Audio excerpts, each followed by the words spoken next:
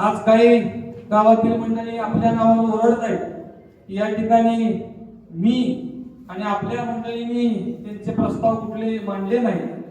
दिगंबर दादा या गोष्टीला साक्षीदार आहे. आप्पा या युतीची ज्यावेळी सुरुवात झाली त्यावेळी प्रथम पहिलं पाऊल कोणी उचललं असेल तर हे दिगंबर दादाने त्या ठिकाणी उचललं. दिगंबर दादा त्या ठिकाणी माझ्या बरोबर त्या ठिकाणी दिगंबर दादा माझ्याकडे मला फोन आला की आपण युतीसाठी बसावं लागतंय. आम्ही बसलो. लगेच भारतीय जनता पार्टीच्या दुसऱ्या गटाची मंडळी होती त्यांनाही सोबत घेतलं. सुरुवात झाली चर्चेची. अतिशय चांगल्या पद्धतीने युतीची सुरुवात त्या ठिकाणी होत असते. ही या युतीची सुरुवात झालेली होती आणि आम्हाला विश्वास वाटत होता की नक्की या ठिकाणी आपण लोकांच्या मनातली युती या ठिकाणी एकत्र आणून या गावात बरोबरच्या परिवर्तनामध्ये ही युती लोकांच्या स्वप्नातली युती आपण घडवू शकतो. त्यानंतर एक एक दिवस पुढे जात असताना नवीन नवीन प्रकारचे प्रस्ताव त्या ठिकाणी येत गेले. मला दादाने सांगितलं प्रोटोकॉल प्रमाणे आपण या तिन्ही गटाच्या प्रमुख नेत्यांना भेटूया. आम्ही तिन्ही गटाच्या प्रमुख नेत्यांना त्या ठिकाणी भेटलो.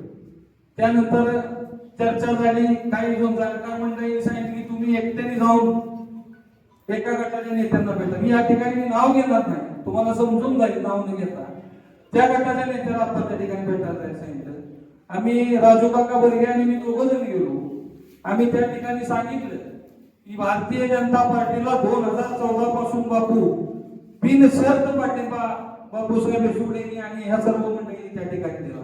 2014 ची विधानसभा असेल, 2018 ची लोकसभा असेल, 2019 ला तुम्ही उभा राहिला त्यावेळी सुद्धा बापूंनी तुम्हाला पाठिंबा दिला. 2023 ला परत लोकसभा, 2024 ला परत विधानसभा.